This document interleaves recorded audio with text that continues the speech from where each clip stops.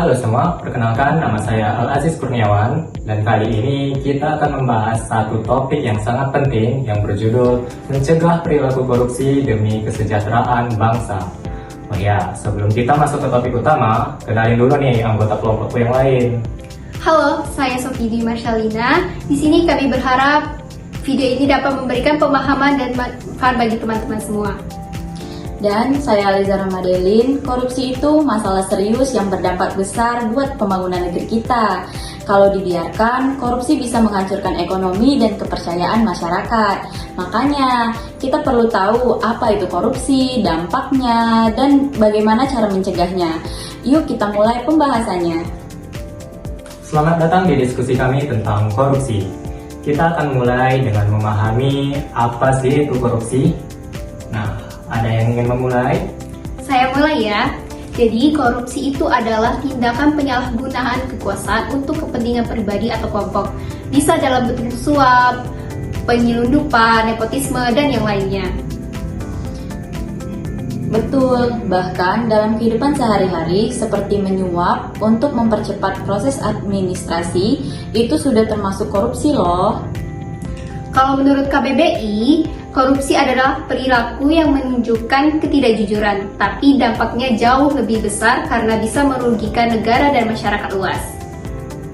Kira-kira kenapa ya korupsi itu bisa terjadi di mana-mana, bahkan di level yang sangat kecil sekalipun?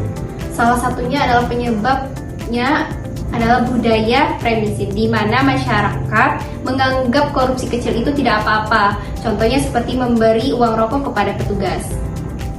Selain itu, lemahnya sistem pengawasan juga menjadi penyebabnya. Orang jadi merasa bebas melakukan korupsi tanpa takut ketahuan. Tidak hanya itu, pendidikan anti korupsi juga kurang diajarkan sejak dini.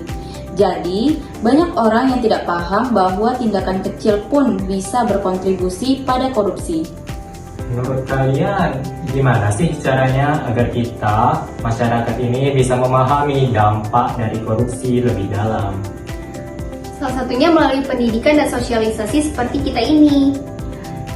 Dengan mengajak masyarakat untuk membahas topik ini secara terbuka.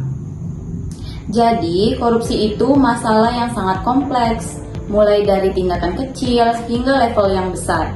Semuanya berdampak pada masyarakat. Dengan memahami apa itu korupsi, kita bisa mulai mencegahnya dari diri sendiri dan lingkungan sekitar. Nah, sekarang kita sudah memahami apa itu korupsi. Sekarang, mari kita bahas landasan hukum yang mengatur tentang korupsi di Indonesia. Korupsi diatur dalam Undang-Undang Nomor 31 Tahun 1999 tentang Pemberantasan Tindak Pidana Korupsi yang kemudian diperbarui menjadi UU Nomor 20 Tahun 2001. Selain itu, ada juga Komisi Pemberantasan Korupsi atau KPK sebagai lembaga khusus untuk menangani kasus korupsi di Indonesia.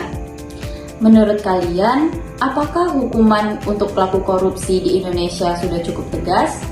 Sejujurnya, kurasa hukuman yang ada sudah tegas, tapi implementasinya sering kurang konsisten. Misalnya, ada kasus yang pelakunya melakukan kesalahan berat namun dihukum dengan ringan. Betul, kalau hukuman tidak tegas, pelaku lain akan merasa bahwa korupsi ini aman untuk dilakukan. Setelah kita membahas pengertian korupsi dan juga landasan hukumnya, sekarang mari kita bahas tujuan dan manfaat dari pencegahan korupsi. Menurut kalian, kenapa sih penting untuk kita mencegah perilaku korupsi? Menurut saya, tujuan utamanya adalah menciptakan pemerintahan yang bersih dan transparan. Kalau pemerintah bebas korupsi, kepercayaan masyarakat akan meningkat. Iya, setuju. Selain itu, pencegahan korupsi juga membantu memastikan bahwa anggaran negara digunakan untuk kepentingan rakyat, seperti pembangunan infrastruktur, pendidikan, dan kesehatan. Benar banget, dengan anggaran yang digunakan secara efektif, kita bisa memperbaiki banyak sektor yang selama ini kurang terfasilitasi. Kalau manfaatnya yang bisa dirasakan langsung oleh masyarakat, apa saja yang bisa kita rasakan?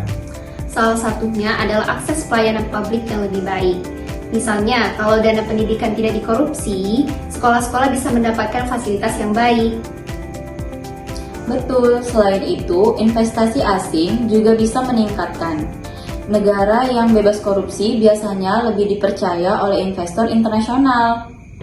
Manfaat lainnya adalah meningkatkan kesadaran moral masyarakat. Kalau semua orang sadar bahwa korupsi itu salah, lingkungan kita akan jadi lebih adil dan transparan. Menurut kalian, apa sih langkah pertama yang harus dilakukan untuk mencapai tujuan itu? Langkah pertama adalah edukasi. Masyarakat perlu diberi pemahaman sejak dini tentang bahaya korupsi dan bagaimana cara mengatasinya. Selain edukasi, sistem pengawasan juga harus diperkuat. Jangan sampai ada celah bagi oknum untuk melakukan korupsi. Kita juga perlu mendorong transparansi di semua sektor, baik di pemerintahan maupun swasta. Dengan begitu, pelaku korupsi akan sulit bersembunyi. Jadi, tujuan pencegahan korupsi sudah sangat jelas, yaitu menciptakan masyarakat yang bersih, transparan, dan sejahtera. Manfaatnya bisa dirasakan oleh semua lapisan masyarakat. Kuncinya ada di edukasi, pengawasan, dan transparansi. Kalau kita semua berperan aktif, korupsi bisa diberantas. Pertanyaan selanjutnya adalah, bagaimana dengan peran generasi muda? Apa yang bisa mereka lakukan untuk membantu pencegahan korupsi? Generasi muda punya peran besar. Mereka bisa menjadi agen perubahan dan berpartisipasi dalam program pendidikan anti korupsi seperti diskusi, seminar, dan lomba terkait. Selain itu, mereka juga bisa menggunakan kreativitas untuk menyampaikan pesan, misalnya lewat film pendek, seni moral, atau konten digital yang menginspirasi. Kita juga harus mendorong mereka untuk kritis terhadap kebijakan pemerintah. Generasi muda harus berani bertanya dan mengawasi jalannya pemerintahan. Tapi, bagaimana caranya agar masyarakat luas ikut bergerak bersama? Mulailah dengan melakukan penyuluhan atau program edukasi di komunitas. Ajarkan kepada mereka bahwa korupsi merugikan kita semua. Kampanye publik juga penting. Pemerintah dan LSM bisa bekerja sama untuk membuat acara seperti roadshow atau gerakan massal anti korupsi. Dan jangan lupa, laporkan jika melihat tindak korupsi. Sekarang ada banyak cara seperti aplikasi atau hotline yang disediakan oleh KPK. Nah, apakah kalian setuju jika hukuman pelaku korupsi diperberat? Misalnya hukuman mati untuk kasus yang lebih besar. Itu tergantung, hukuman mati bisa memberikan efek jera, tapi kita juga harus memastikan sistem hukumannya adil agar tidak ada yang salah tangkap. Landasan hukum tentang korupsi di Indonesia sudah cukup kuat, tapi butuh implementasi yang lebih konsisten.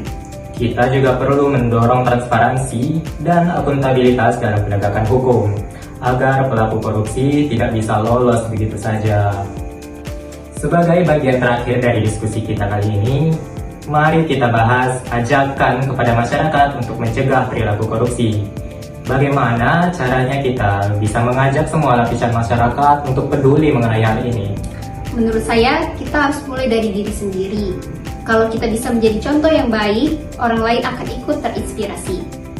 Iya, dan langkah kecil itu bisa dimulai dari hal yang sederhana, seperti tidak memberi atau menerima suap, bahkan dalam hal kecil sekalipun. Kita juga bisa memanfaatkan media sosial untuk menyebarkan informasi dan kampanye anti korupsi. Platform ini sangat efektif untuk menjangkau generasi muda.